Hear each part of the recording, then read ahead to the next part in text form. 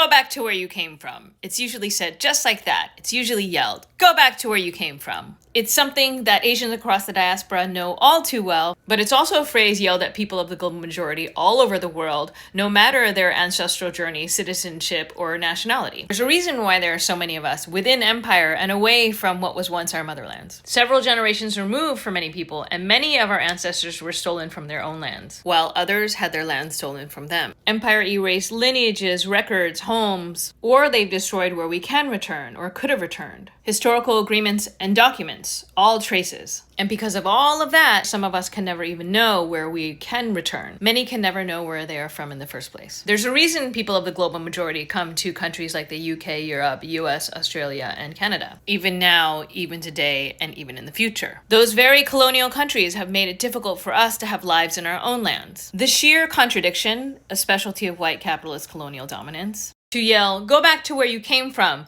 but refuse to acknowledge that, and refuse land back for indigenous folks. The ultimate suspension of logic. But then again, oppression has nothing to do with logic. Go back to where you came from. Xenophobia, xenophobia, anti-immigrant policies, white capitalist colonialism, borders, those are all different versions of go back to where you came from. We're witnessing all over the world, in Turtle Island, the UK, Canada, Europe, and Palestine. And it isn't really about us going back to where we are from. Go back to where you came from means leave the land that they have stolen and colonized. If empire really wants us to go back to where we came from, then empire needs to leave first. It is only then that we can begin the process of healing and finding home. Out of Turtle Island, out of Palestine, Sudan, the Congo, out of Hawaii, Puerto Rico, the UK, Europe, Australia, everywhere. Colonizers out of everywhere first, if you want us to go back to where we came from. Because the land is where we all came from, and the land is where we all stay and go.